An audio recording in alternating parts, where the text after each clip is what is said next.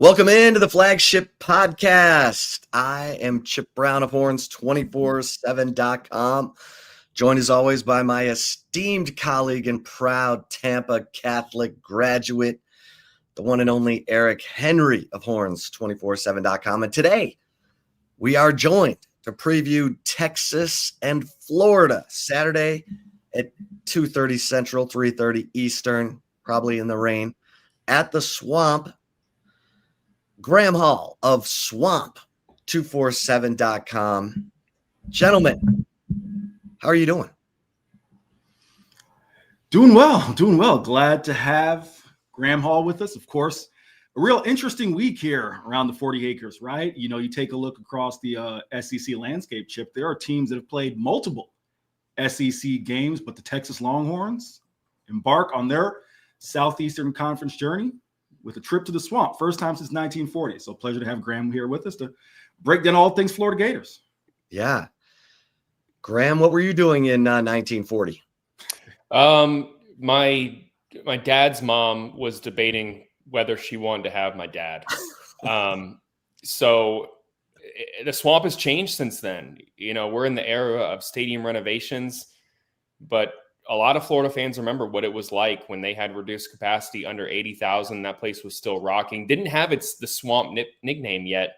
That came in the 90s under Steve Spurrier. So a lot has changed, and I know a lot of people are looking forward to this matchup on Saturday. Yeah. So the Texas Longhorns coming off an off week, as are the Florida Gators. The Gators are 1-3. They've had a rough schedule. They beat Long Island. They lost to South Florida, a game that they had in hand. A couple of mistakes, bad penalties at the end. You tell us, Graham, what, let's start with that South Florida game, because that's when fans started to get worried about where things were headed. Yeah, if you looked at the schedule before the season, you probably looked at those first two games, even Florida State at the end of the year, and thought that those were games that Florida was going to be favored in. But USF has looked a lot more capable than I think a lot of people outside of Tampa gave that team credit for. Byron Brown is back after missing half of last year, but you go back to what he did in 2023, had more than 4,000 yards of offense. And Florida, under Billy Napier, has struggled with defending mobile quarterbacks. And he absolutely took advantage of a Florida defense that had a couple broken plays, miscommunications in the secondary. They had a long touchdown to Singleton. And then Florida was just unable to execute offensively, which pretty much has been the story for Florida throughout the start of the 2025 season. They have an experienced offensive line. They have a stable of weapons at the skill positions, a returning tight end who's productive, a guy out of Weatherford, Texas, in Hayden Hansen. Talent on defense. The defense has not been the problem in my mind, but the play of the quarterback, DJ Lagway, who many people thought was going to be this preseason Heisman Trophy candidate if he was able to build upon what he did last year. He's left so much to be desired with his performances, and he failed to execute down the stretch. And then Florida, as you mentioned, could not get off the field on the final drive, had a pair of penalties, including the defensive pass interference call, the unsportsmanlike conduct penalty on Brendan Bett that led to his ejection. This has been a team that has basically a smaller margin for error than people thought they would coming into the season, which has led to all the angst and certainly the questions relating to Billy Napier's future in Gainesville. Go ahead, Eric. Graham, just kind of want to piggyback off of what you said there. And first off, enough of the USF love. As a UCF grad here, there's only so much that I can take. I'm kidding, of course. But no, I kind of want to piggyback off of Chip's question here. In terms of just the overall feel, right? Does this feel like a situation akin to what we saw, at Arkansas last week, where the tide had clearly turned against Sam Pittman, and when you lose in an embarrassing fashion the way the Razorbacks did, seemingly a move could be made. We saw that happen with Mike Gundy, at Oklahoma State, and certainly things aren't necessarily as dire straits, at Oklahoma State as they are at Florida, maybe vice versa. But I guess the question, Graham, is, if this is let me start here. What's the level of pressure on this Florida Gator football team and Billy Napier entering this ball game? And I guess I'll segue off of that.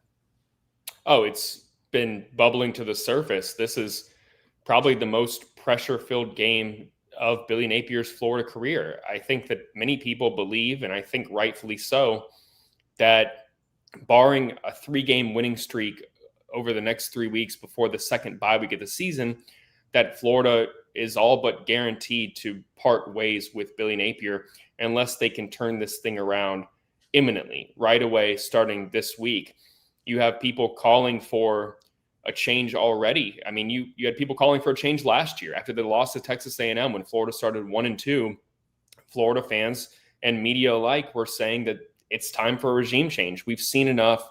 The results have not been there. And then Florida makes some strides, particularly defensively, and ends the season on a 4-game win streak. And that bought Billy Napier some temporary breathing room. But that didn't even last more than 2 months because most people wanted that his return to come with the caveat that he would give up offensive play calling duties. And when he chose not to do that and double down and kind of be like the captain of the Titanic, where he was going to steer this thing either to safety or go down with the ship, people said that, hey, unless he proves us wrong, we have to make a change here imminently.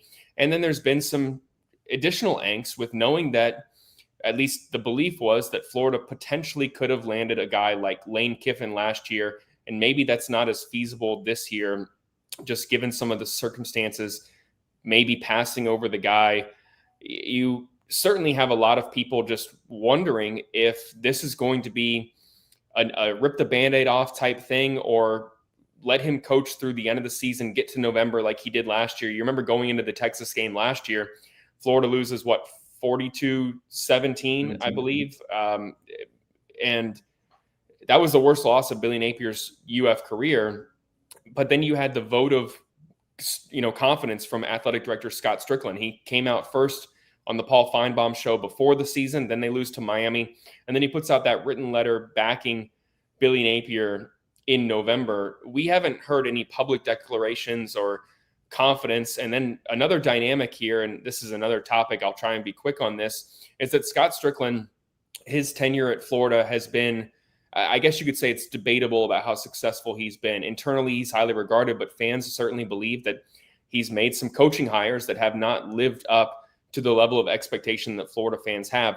There was a belief for a long time that he would be more patient with Billy Napier, knowing that his career at Florida could ride on Napier's success. Often you're not going to get 4 chances at hiring a head coach if you are an athletic director, but Scott Strickland was awarded with an extension through 2030 back in the summer. And so now he is safe if he has to part ways, and we'll get an unprecedented 4th hire.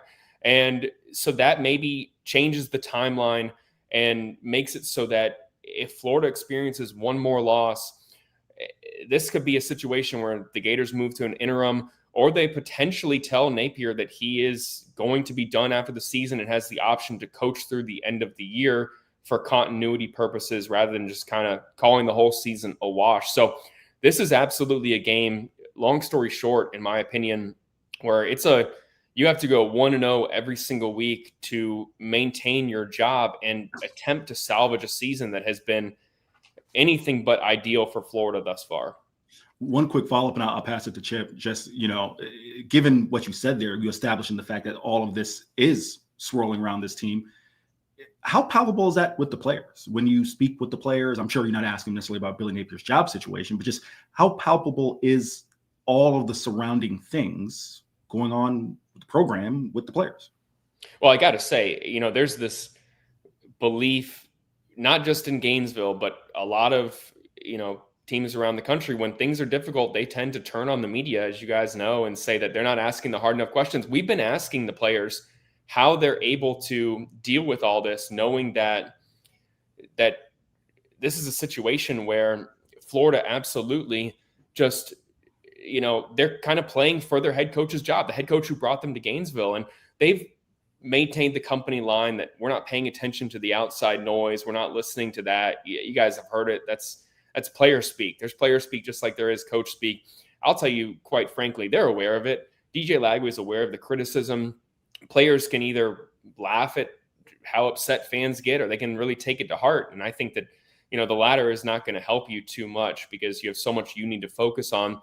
But to Florida's credit, and they did this last year as well, this team is not sitting here pointing fingers. We haven't had any discussions about opting out, guys sitting out, preserving their red shirt, which you have heard from programs. Go back to, I hate to bring up a sore spot, Eric, but UCF last year, when things didn't go right, they had players opt out ahead of the Florida game on October 6th last year. So this is absolutely, to give Florida, their players some credit, they have not thrown in the towel just yet. They're not pointing fingers. And if they are criticizing DJ Lagway, he's mature enough as a 20-year-old to acknowledge that, hey, I'm not playing the way I should be playing. I think it's understandable given how much time I missed, how injured I was through the previous 9 months, but you're right to criticize my level of play. And that is commendable, absolutely.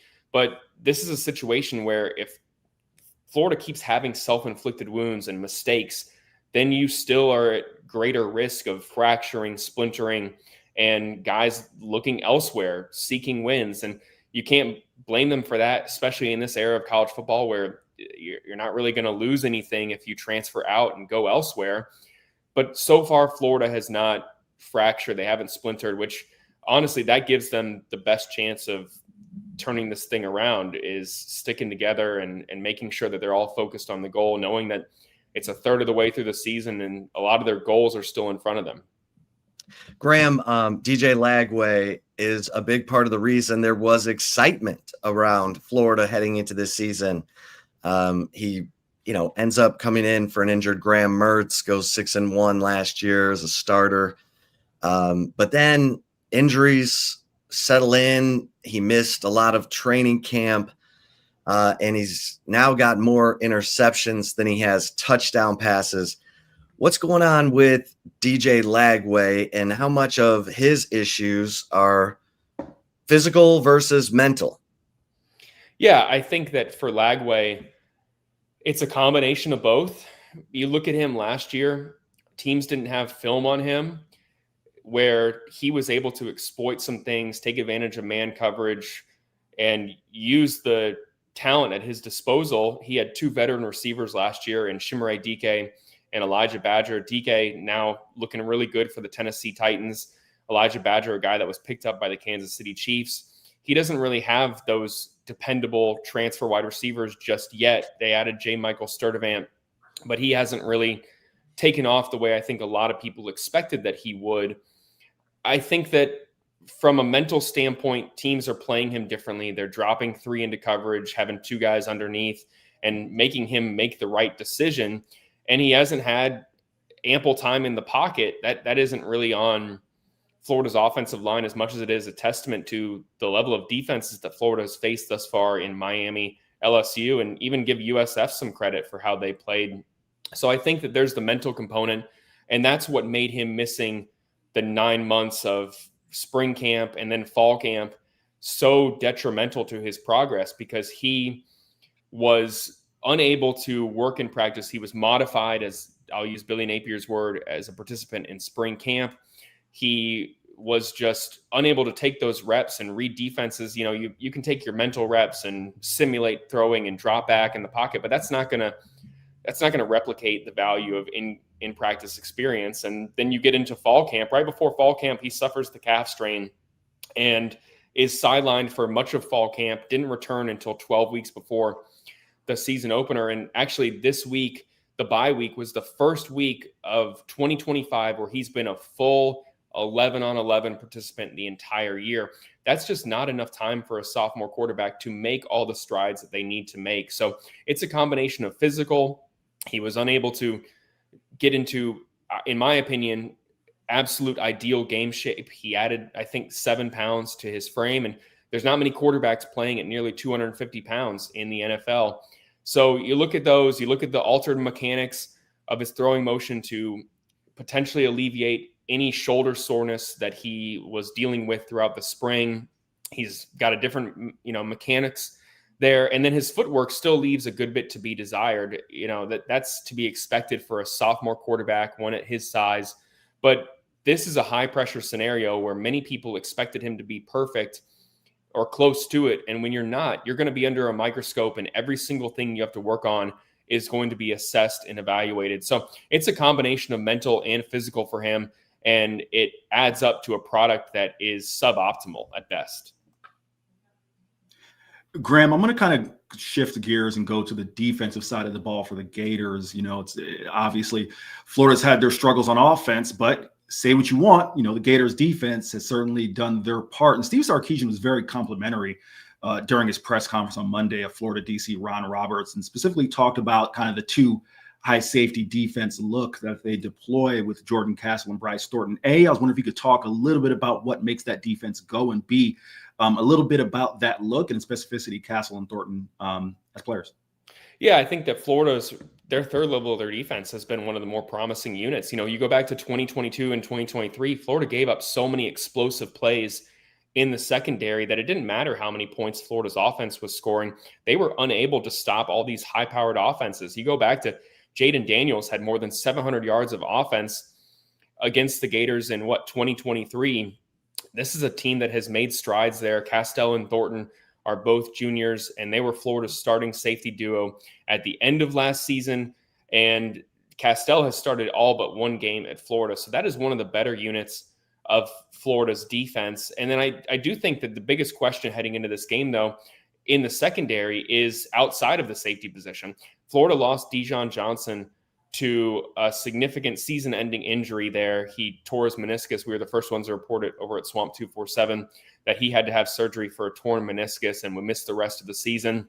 Cormani McLean, a player that a lot of people know who follow recruiting, started his career at Colorado and now has transferred to Florida. He's going to step into that starting role on Saturday against Texas.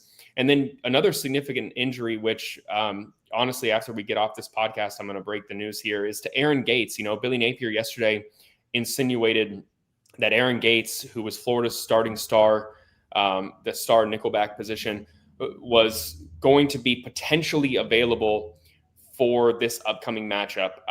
That's just not going to be the case. And I'm going to put the details out over at Swamp 247. So if you're listening to this, by the time we have this podcast out, you can go read exactly what his procedure is going to be. So that is absolutely two blows to Florida secondary at cornerback and at star. That means guys like Cormani McLean and potentially some freshmen or a transfer in Michael Caraway Jr. and Sharif Denson at star is going to have to play the majority of the snaps, which is a difficult thing to ask given how much they're going to rotate there. So Florida all of a sudden, after that Miami game, has taken two hits in the secondary, which was a position of strength for Florida prior to this bye week, prior to losing at Miami. So that's absolutely an aspect of this game to watch on Saturday. Talking to Graham Hall, swamp247.com, 247.com. Graham, what about some of, Caleb Banks, big time, interior defensive lineman? Give us an injury update on some of the other key players up front on defense. Yeah, defensive line is very banged up for Florida. Caleb Banks made his season debut at LSU. He missed the first two games of the season. He had off-season ankle surgery, has had a lingering foot injury as well. And he played those 29 snaps against LSU and looked good, but then he re-suffered an injury to his foot, had to have a procedure in Birmingham, Alabama at Andrews Sports Medicine from a highly regarded specialist. I would not expect him to return this season, just given having to go under the knife. And, he's going to have a promising career in the NFL. It makes sense for him to focus on his health and make as much money as he can. He's not the only one that Florida lost in that game. Mekhi Barrow has missed a couple of games for Florida, a promising sophomore. Then you lose LJ McCray against USF. He had surgery on his foot. He broke the metatarsal in his foot. He's getting his sutures removed, but I don't know how close he is to returning. He's not going to play on Saturday, barring something miraculous. That's just not going to be the case. So you look at the defensive front for Florida. You have Tyreek Sapp back, who had a really promising season last year, led Florida in sacks and tackles for loss, but he's going to have to play a larger role. George Gumbs Jr. missed the game against Miami. He was a game time decision. He was considered doubtful. leading into that contest. He should be available on Saturday, which gives Florida their starting jack linebacker there. So you have your two starters at edge there for Florida, but the interior of the defensive line is a huge question for the Gators. Jamari Lyons missed all of last season with a compound fracture in his ankle.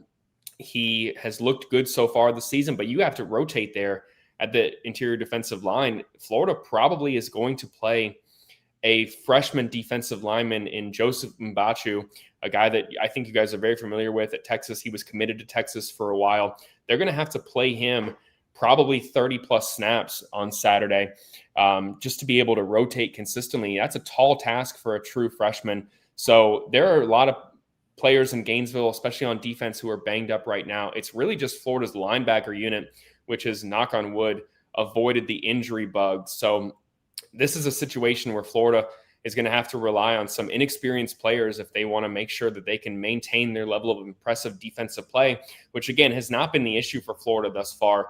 They've held teams consistently to 2 or 3 scores. I think through the first 3 weeks of the season, Florida's defense had allowed just 2 touchdowns to USF and LSU. They're going to need a performance similar to that on Saturday if they hope to beat this talented Longhorns offense. Graham, 2 more from me and get you out of here. And I know you got news to breaks. Appreciate you making a couple minutes here for us. Want to come back what you mentioned about Cormani McClain. For the audience, Texas audience may not know, former 5-star recruit, out of Lakeland High School. I think he was at Lake Gibson, if memory serves me correct, prior to being at Lakeland. So a couple of premier high school programs in Florida. Just talk about the impact that he'll have to play on Saturday. You talked about the secondary and them being banged up a little bit, but in specificity with Texas's receivers, Ryan Wingo, Parker Livingstone, it's definitely been, a point of interest here in Central Texas, the passing game over the past few weeks. Just talk about Cormani McClain, maybe the role he may play, whether he'll travel or not, as far as facing different receivers on Saturday. Yeah, Cormani McClain's going to have to play 40, maybe 50 plus snaps on Saturday. That would be his largest role thus far during his time in Gainesville. He's come a really, really long way. That was a guy who had his well-documented issues at Colorado. He had a rough start to his college career, goes all the way out there, a guy from Lakeland, and he misses spring camp, but then is still expected, due to his 5-star status, to be a starter at Colorado. And he just wasn't in ideal physical shape to do that. He really got beat up upon a good bit last, as a freshman there. And then he transfers to Florida. He accepts a preferred walk-on role. And if everything goes well, he has a chance to work his way and become a scholarship player. He was missing workouts, was missing the off season, but right when he got here, he was having to do 6 a.m. lifts as a punishment. A guy who just certainly had a lot to clean up. He wasn't talking. He wasn't vocal. Came across to some guys as a little bit standoffish. That is all gone. Give him a lot of credit.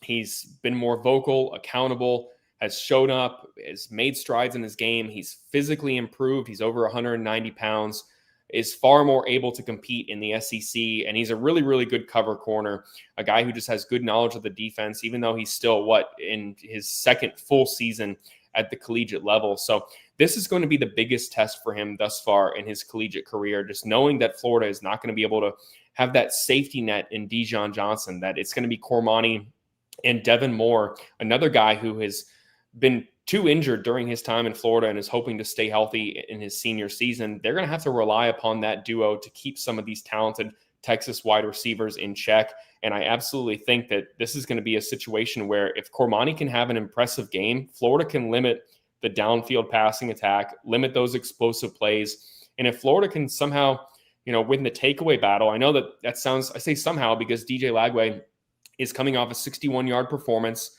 against Miami, his career low in passing yards. And the week before that, he had 5 interceptions against LSU. So if you're Florida's secondary, you have to win the turnover battle and give Florida more chances to be successful.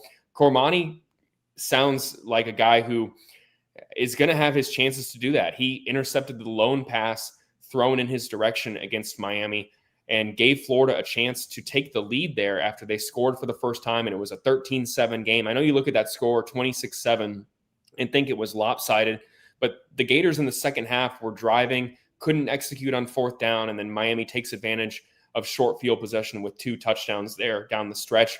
Florida was in position, though, to take the lead due to that takeaway. They're going to have to get some of those on Saturday, or else it's hard to see them keeping up with this high-powered Texas offense. Yeah, I was going to say, what's your prediction for the game Saturday, Graham?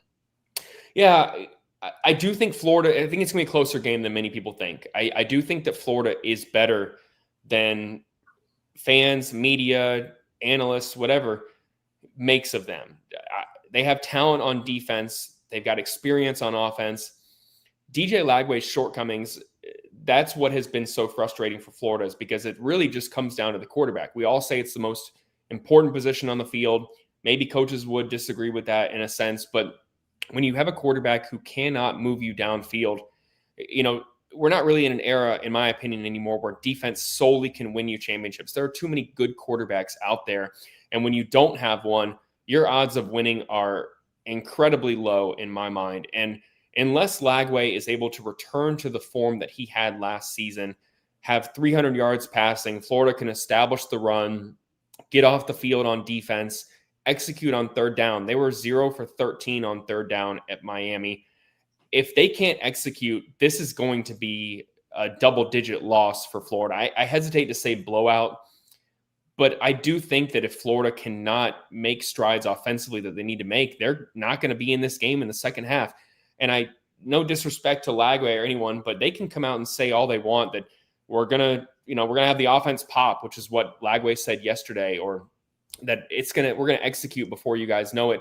But until they do it, I'll believe it when I see it. I hate to sound all negative in a sense here, but they're going to have to show that they can do it. And against this really, really good Texas defense, are they going to be able to do it just after the bye week? I don't know. If I had to make a prediction right now, I think that Texas wins 31-17.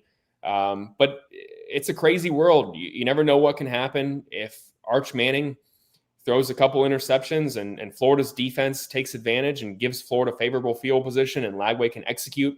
And if they use Lagway as a willing runner, everything we talked about, his flaws came down to him in the passing game, but the lone drive that he scored on at Miami, he was a willing runner. I mentioned his size, and that's a tough guy to bring down. If they can use him and have some wrinkles in the offense to execute that they haven't put on film too much, they could surprise some people. But right now, I have to be pessimistic, and I think Texas wins 31-17. Graham, last one for me, and we'll get you out of here. Just can you kind of shed some insight for the Texas fans making the trip? I know some folks are flying to Jacksonville, some folks in Orlando, some folks in Tampa. Just some insight for the Texas fans who are making the trip, kind of what to expect on a game day there at the Swamp. Yeah, get out early and tailgate. The weather's going to be great. I hope it doesn't rain. There's a lot of great restaurants around Gainesville. The Swamp restaurant is on 2nd Avenue. Check that out. A lot of good steakhouses if you get in on Friday night as well, but you probably got to get a reservation now.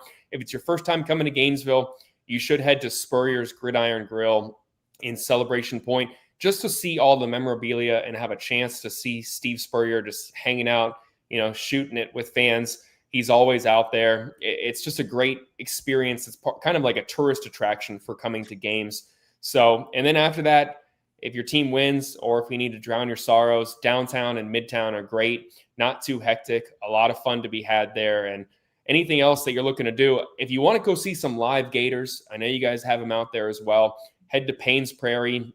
A lot of areas to walk. Like I said, the weather is beautiful. We're finally not sweating and going through 3 shirts a day. So it's a great time in Gainesville. Check it out. And if you have any questions on a restaurant recommendation or anything like that, where to park, anything, hit me up on X, Twitter, whatever you want to call it, at Graham Hall. Send me a message at Swamp247. And this has been a lot of fun, guys. I hope we can do it again soon. I hope that Florida and Texas play a lot of these games because 1940, that's crazy. I didn't realize that. It's long overdue.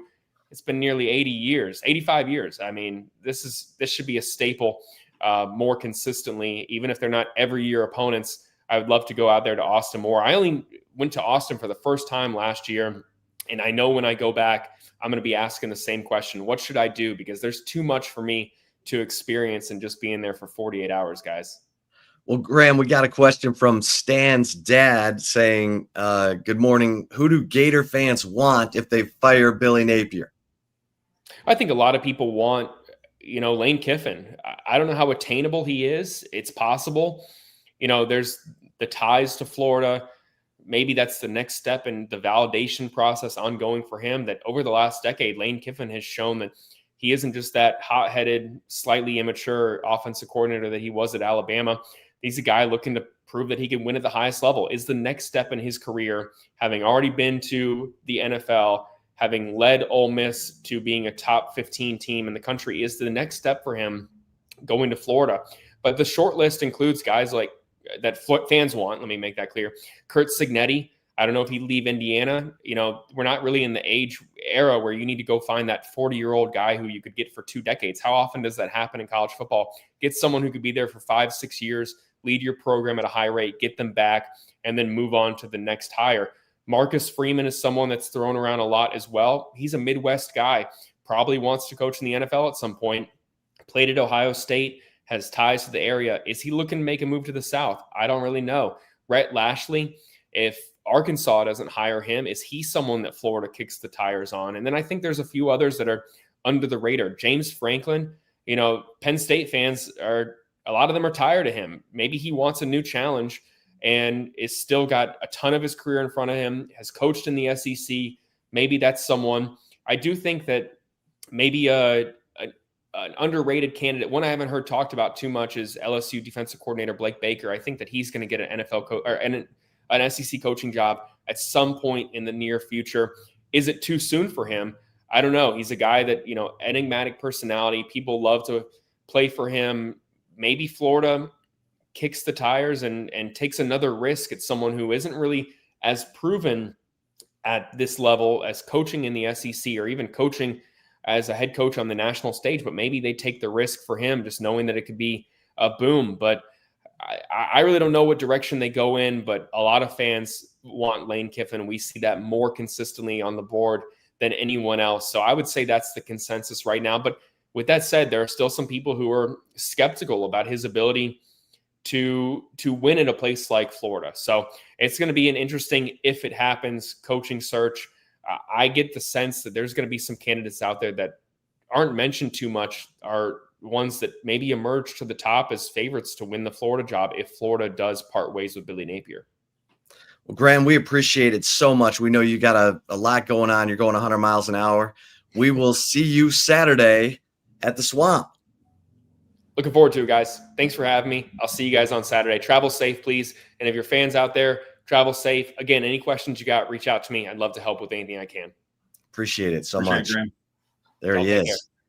Graham Hall, swamp247.com. Eric, lots to get into here. Of course, even some take it or leave it. Your thoughts after talking to Graham about the mindset of the Gators, a 6.5-point home dog against the Texas Longhorns, Eric? Yeah, I'll be quick. I'll kind of summarize all my thoughts into one. A lot of what Graham mentioned is kind of what I'm hearing, not in a reporting sense, not a professional sense, but just obviously, as Chip likes to note, the top of the show, I am, the de facto, president of tourism, for the state of Florida, right? So I've still got a lot of friends who are Florida Gators fans or, have some ties to the University of Florida. The pressure seemingly is there, Chip. This is not a situation where, hey, you can ride this thing out and maybe you come up with 2-3 wins at the end of the year and say, okay, DJ was banged up and we had this and we had that. No, this is very much. It's why I gave the example of Sam Pittman at Arkansas. Maybe Mike Gundy's a bit of an extreme example because of the lack of FBS wins that program had over the past, year and a half, 2 years. But, and again, listen, Texas got their own problems. We'll get to get to those before the show is over, right? But if this is a game where it gets out of hand, Chip, if it is another 42-17 game, and both of us know that final score may have said 42-17, it was not as close as 42-17 last year.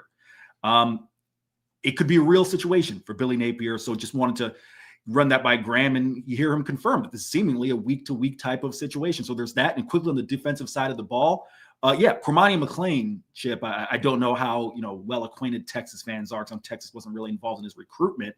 Obviously, a kid from Lakeland went to play for primetime Deion Sanders, a Florida native, kind of one of those Florida kids that Prime got to go up to not even the Midwest, because I guess that'd be the Northwest, not quite Pacific Northwest, but Northwest. Rockies. There we go. The Rocky Mountains didn't quite work out there, but yeah, everything I've heard is that, the tide has really turned for him. And I think he's going to have to play a huge factor on Saturday with Dijon Johnson being out.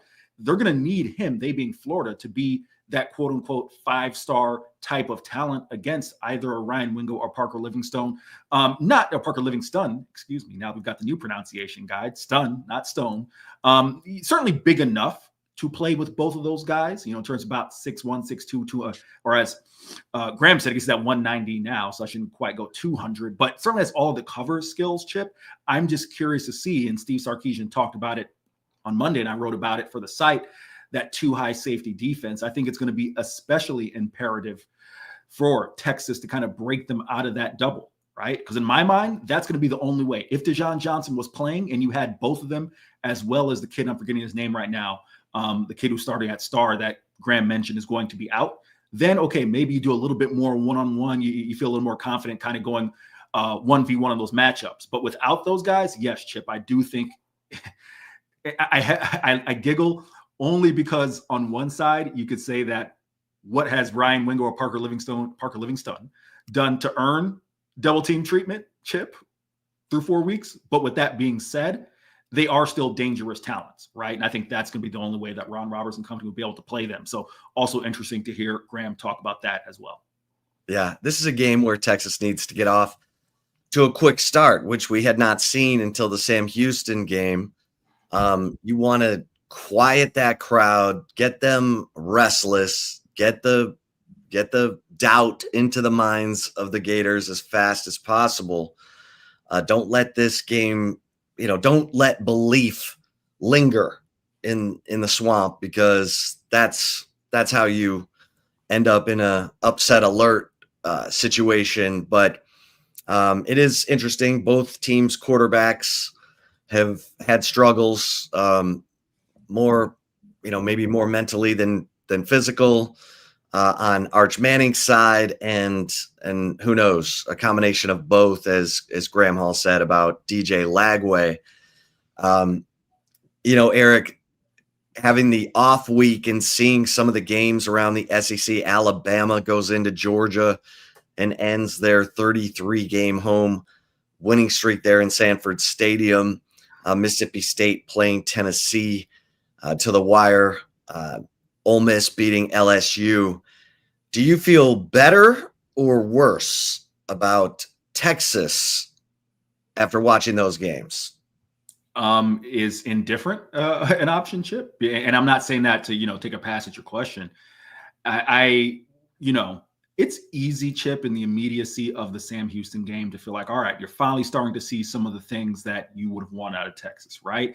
And you can't have it both ways. I can't sit here and say on the show, well, I want Texas to perform in a way that they're supposed to against a Sam Houston and then not give them credit for doing so. So I have to give them credit for doing so. However, Chip, they have 3 wins against Group of 5 programs that, quite frankly, are not USF. They're not Boise State. They're not Tulane. They're not Memphis. They're not the type of teams that are going to challenge for a Group of 5 spot in the college football playoff, right? So I'm saying all that to say, I am trying to put Texas's success 2 weekends ago, all run together, against Sam Houston, and put that in its proper perspective of what you just referenced, some of the chaos in the SEC, right?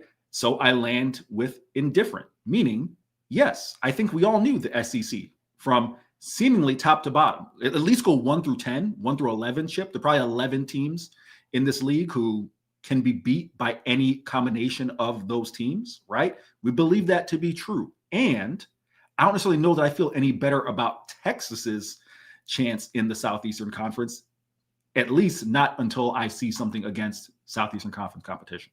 Yeah. And we will see that on Saturday at 2:30 Central on ESPN.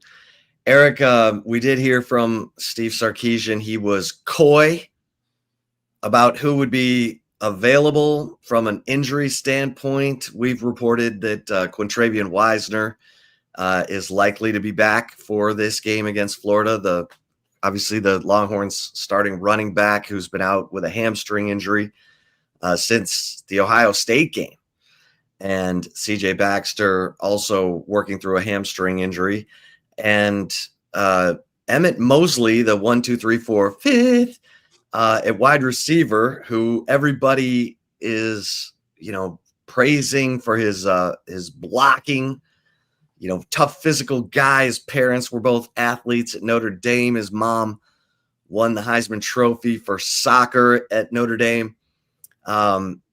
We might be getting our first look at Emmett Mosley the 5th. So your thoughts on who needs to be on the field for Texas to win this game, and what you think are maybe a key matchup or two. Yeah, listen, I'll work in reverse. I think Emmett Mosley is a player that you would like to have. I'm not going to put him in the need to have category just yet. That's not diminishing Emmett. Quite frankly, I just think as you take a look at some of the players who are returning, I'm focusing on Quintravion Wisner. Chip, you mentioned Steve Sarkisian being coy, and I was the one who asked the question, for an update on Trey Wisner. Well, that's on me. We are in the SEC play. We're in SEC play, which means there are availability reports. So Steve does not have to shed any more insight than he would like. So that was, he was very correct in that, right? But Chip, there's no doubt. And the reason I asked Steve the question outside of leadership, right? Because it's easy to point to Trey's leadership, right? I'm not saying that that's not an important variable, an important characteristic. But just how about the talent as a player? It feels to me that gets buried a little bit, right? I know Trey isn't, a 4-2 guy like Jaden Blue. And I know he's not Bijan Robinson in terms of, how dynamic Bijan was. But I think he's a lot more Jonathan Brooks than maybe we give him credit for, quite frankly. And Jonathan Brooks was a player, not to say he made or broke Texas's offense in 2023, but I think we all agree if Jonathan Brooks is playing the Sugar Bowl, Texas is probably playing for a national title in 2023. No disrespect to Michael Penix. That's the greatest college quarterback performance I've ever covered. But I think Quintravion Wisner, just as an overall back, is a lot more Jonathan Brooks than we give him credit for. So I think his return to the offense is the one I think is most crucial, followed by CJ Baxter. Steve Sarkisian has always said he wants to pack a run game and a defense who's going on the road, right? Well, it'd be nice to have those two guys as well as the Gainesville native Jarrett Gibson, right? And the rest of those backs as well. So those are the ones that I'd point to really quick. You talk about a key matchup or two. I'm going to come back to, and I'm not going to just outline Cormani McClain exclusively. Thornton, and I think it's pronounced Castile, as Graham Hall said, Jordan Castile. I think I pronounced it Castle. The Florida secondary versus Texas's wide receivers, Chip.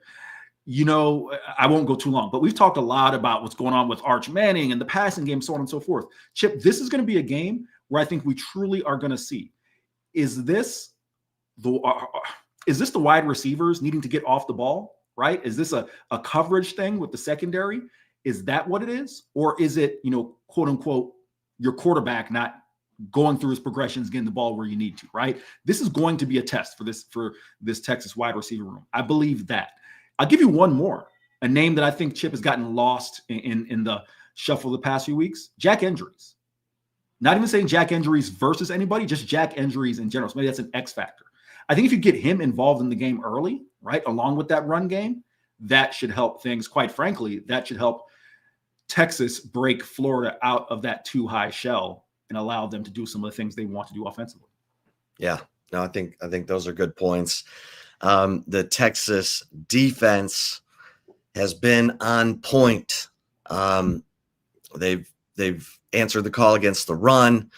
They're number 2 in scoring defense behind Ohio State, and Texas only giving up 59.8 yards per game on the ground as they prepare to face off against Jaden Baugh, one of the tougher running backs in the SEC. Physical.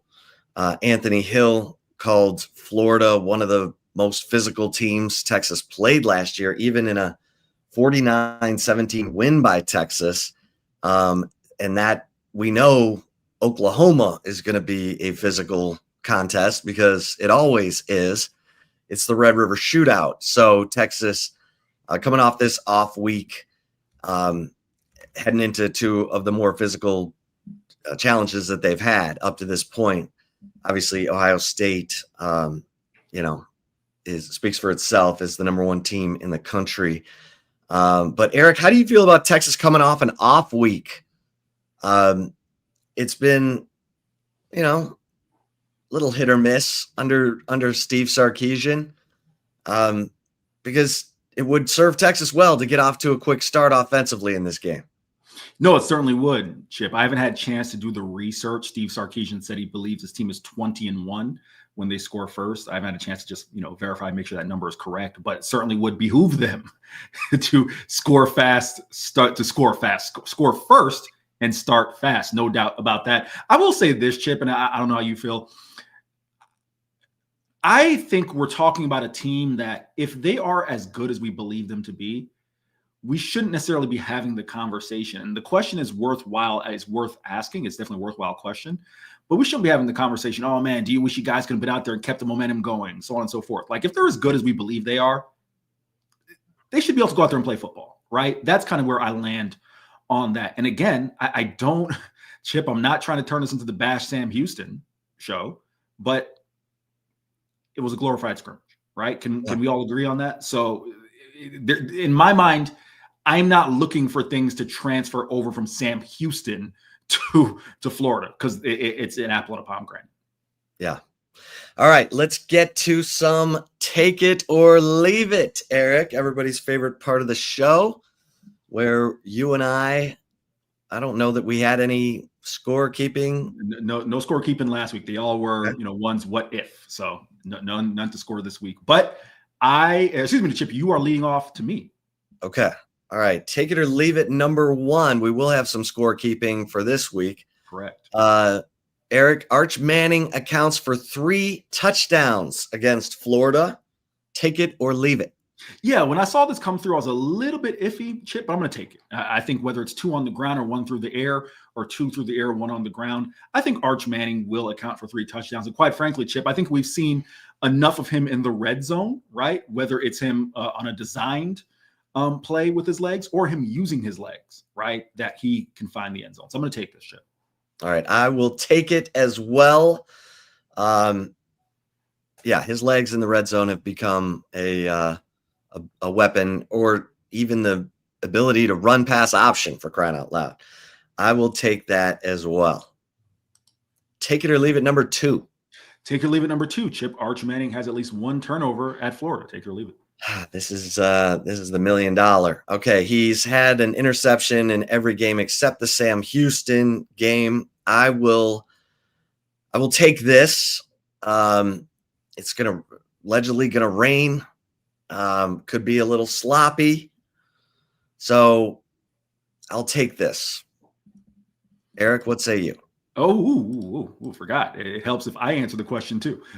I'm going to take it as well. I do believe, again, whether it's interception or just some sort of turnover, especially with this weather, right? That's something. Chip, I want to make this point really quick.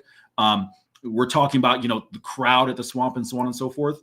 For Texas, the game plan should be, if you start fast and start early, especially when it's raining on a Saturday afternoon in Gainesville, you got to give those fans a reason to want to get out. Right. So that certainly plays a factor as well, Chip. But in terms of the weather here, I think it'll play a factor. So I will take it. Okay. All right. I'm serving this one to you.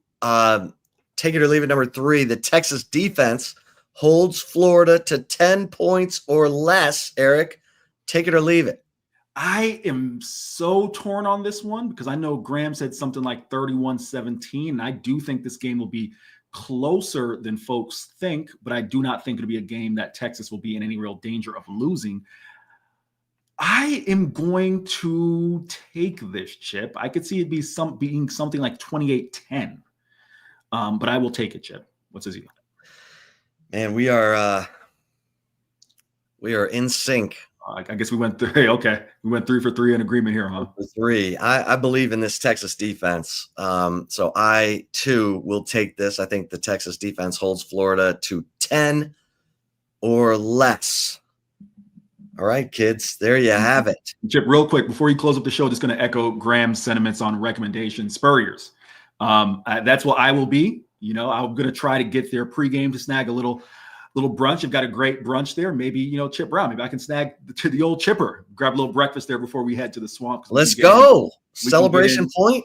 Celebration Point. We can get in to the stadium 3 hours ahead of time. So if we get there right at 11, maybe we can snag a little brunch ahead of time. And as Graham said, this is not one of those places where the namesake is just there for the name. Steve Spurrier is there all the time. So if you do decide to go, don't be shocked if you see the old ball coach. I'm sure the old ball coach. He won't mind being poked and prodded about his Arch Manning take. Yeah, if Arch Manning's so good, why was he behind Quinn Ewers last year? All right, there you have it. Everybody get over to horns247.com for all of the coverage.